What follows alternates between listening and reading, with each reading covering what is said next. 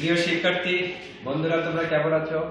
আশা করি এই corona virus কালে তোমরা সুস্থ আছো। বিশেষ করে শীতের সময় দ্বিতীয় আরো করোনা কালের সংক্রমণ বেড়ে যেতে পারে, এই জন্য তোমরা বেশ সতর্কতার সহিত স্বাস্থ্যবিধি মেনে চলাফেরা করবে।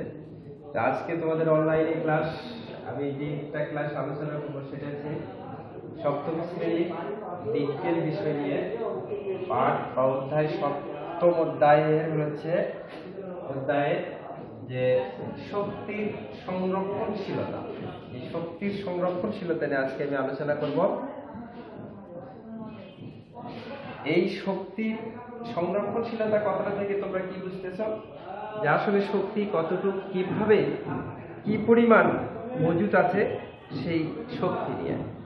আর ইতিপূর্বে তোমরা জেনেছো যে শক্তি কি বা কাজ কি, এবং শক্তির বিভিন্ন রূপ বা কাজ বা কাজ নিয়ে আলোচনা করছি। তোমরা এই সম্পর্কে জেনেছো আশা করি। যে এখন একটা শক্তিকে আরেক শক্তি রূপান্তরিত হয়, সেটা কিভাবে, সেটা নিয়ে আমি গত ক্লাসে আলোচনা করেছি, আশা করি জানছো তোমরা। এইবারে আমি আলোচনা করবো যে সংরক্ষণশীলতা।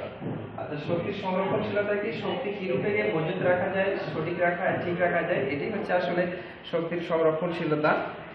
যাই হোক, এই শক্তি আমাদের এই পৃথিবীতে যে দুইভাবে আমরা পেয়ে থাকি, একটা হচ্ছে নবায়নযোগ্য শক্তি আর একটা হচ্ছে অনবায়নযোগ্য শক্তি।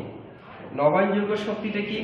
নবায়নযোগ্য শক্তিটা হচ্ছে ওইটি যে শক্তিকে, যে জিনিসকে বা যে দ্রব্যকে বারবার কাজে লাগিয়ে আমাদের প্রয়োজনীয় কাজ আমরা সমাধান করতে পারি, সেটাই হচ্ছে নবায়নযোগ্য শক্তি। এগুলো কি? এর উদাহরণটা হচ্ছে যে দেখা গেল, এর উদাহরণ হচ্ছে যে এই যে সূর্য রশ্মি, বায়োগ্যাস, পানি প্রবাহ ইত্যাদি, এগুলো হচ্ছে নবায়নযোগ্য শক্তি। এখন বায়োগ্যাসটা কি? দেখো, যে বায়োগ্যাসটা তোমরা আসলে দেখেছো যে বায়োগ্যাসটা হচ্ছে যে বজ্র কোনো পদার্থ থেকে, যেমন বিভিন্ন ধরনের হলো এই গরু, পশু পাখির মল, মূত্র, ফলগুলো ইত্যাদি, এগুলোকে ছোট ছোট করে কেটে শুকনো করে সেটাকে পচে একটা প্রক্রিয়ার মাধ্যমে সেখান থেকে আমরা শক্তি পেয়ে বিভিন্ন কাজে ব্যবহার করতেছি।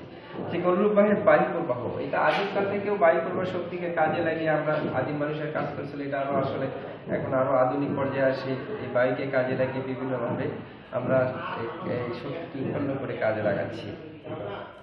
যেমন এটা হচ্ছে দেখা গেল যে ধান কাটা, পাট, আখ মাড়াই ইত্যাদি, এগুলো বিভিন্ন সময় গরমের সময় পাঠা চক্রবাত দিয়ে তৈরি করে আমরা এই বায়ু শক্তিকে কাজে লাগাই।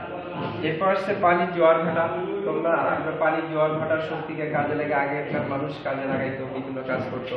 আজকেও সেটা আসলে আধুনিক পর্যায়ে আসে, আরো বিশেষ করে এটাকে বিভিন্নভাবে আরো কাজে লাগানো হচ্ছে। যেমন হলো মাটার শক্তিকে কাজে লাগিয়ে তড়িৎ শক্তি, বিদ্যুৎ শক্তিকে উৎপন্ন করা হচ্ছে আর কি।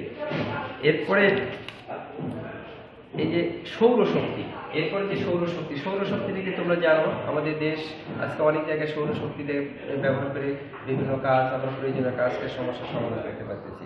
এই সৌরশক্তি ওইটাই বলবো যে সূর্য থেকে যে আমরা শক্তিটা পাই, সেটাই হচ্ছে সৌরশক্তি। এই সৌরশক্তিকে বিভিন্ন কাজে লাগিয়ে আমরা বর্তমানে অনেক কঠিন কাজ, অনেক সমাধান খুব দ্রুত গতির সমাধান করতে পারতেছি। এখন আসছে যে এই যে নবায়নযোগ্য শক্তির বা অনবায়নযোগ্য শক্তির সুবিধা অসুবিধা সম্পর্কে। হ্যাঁ, নবায়নযোগ্য শক্তির আমাদের দেশে প্রচুর সম্ভাবনা রয়েছে, প্রচুর সুবিধাও রয়েছে, যেগুলো খুবই অল্প খরচে আমরা এগুলো কাজে লাগিয়ে আমাদের প্রয়োজনীয় কাজ সমাধান করতে পারি এবং বিদ্যুতের উপর নির্ভরতা কমিয়ে আসতে পারি। নবায়নযোগ্য শক্তির হচ্ছে সুবিধাটা কি? এটা আসলে একটা অফুরান্ত, এটা অফুরান্ত, এটা সহজে ফুরায় না, এটা একটা সুবিধা। তারপরে এই যে পানির স্রোত, পানি আমাদের দেশ যেহেতু নদীমাতৃক দেশ, সবসময় পানি পাওয়া যায় কম বেশি নদীতে। এই পানির স্রোত কাজে লেগে আমরা শক্তিকে পুরোনায় বারবার এখন বিভিন্ন কাজে ব্যবহার করতে পারতেছি। নবায়ন শক্তির একটা আরো সবচেয়ে বড় সুবিধা কি? যেটা একটা পরিবেশ বান্ধব, যে এটা পরিবেশকে দূষণ করে না, পরিবেশকে দূষণ মুক্ত রাখে। এগুলো হচ্ছে নবায়নযোগ্য শক্তির সুবিধা। তবে এর কিছু অসুবিধাও আছে, অসুবিধাগুলো কি? অসুবিধা এগুলো একটু ব্যয়বহুল, ব্যবহার করতেও ব্যয়বহুল, এবং এগুলো হলো দেখা যায় যে সহজে মানে রূপান্তরিত করা যায় না, একটু জটিল বিষয় বা এটা একটু কঠিন বিষয়। এই জন্য এগুলো কিছু অসুবিধা আছে, সীমাবদ্ধতা আছে, যেমন বায়োগ্যাস থেকে যে বিদ্যুৎ পাওয়া যায় তার পরিমাণও কম, অর্থাৎ এগুলোর ব্যবহার অন্যান্য বিদ্যুতের চেয়ে সুবিধা একটু কম গতিতে চলে। সূর্যের আলো থেকে যে সৌরশক্তি পাওয়া যায় নবায়নযোগ্য, সেটাও আসলে কিছুটা কিসের উপর নির্ভর করতে হয়, বৃষ্টির উপর, মেঘলা আবহাওয়া থাকলে এর সমস্যা ঘটে ইত্যাদি। এগুলো কিছু নবায়নযোগ্য শক্তির সীমাবদ্ধতা রয়েছে। তারপরে আমাদের দেশে একটা সম্ভাবনা রয়েছে নবায়নযোগ্য শক্তির হলো ব্যবহারে। এরপরে আসতেছে অনবায়নযোগ্য শক্তি।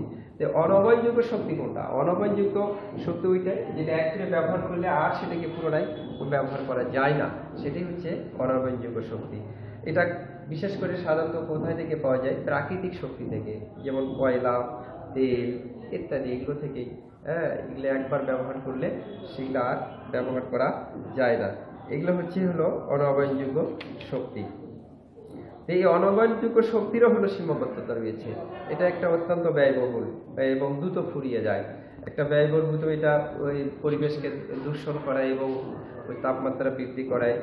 তারপরে এগুলো অনবায়নযোগ্য শক্তি ব্যবহার করে আমাদের পৃথিবীর কার্বন ডাইঅক্সাইড বেড়ে যায়, ইয়ার ফলে জলবায়ুর পরিবর্তন ঘটে। যাই হোক, আজ এই পর্যন্ত।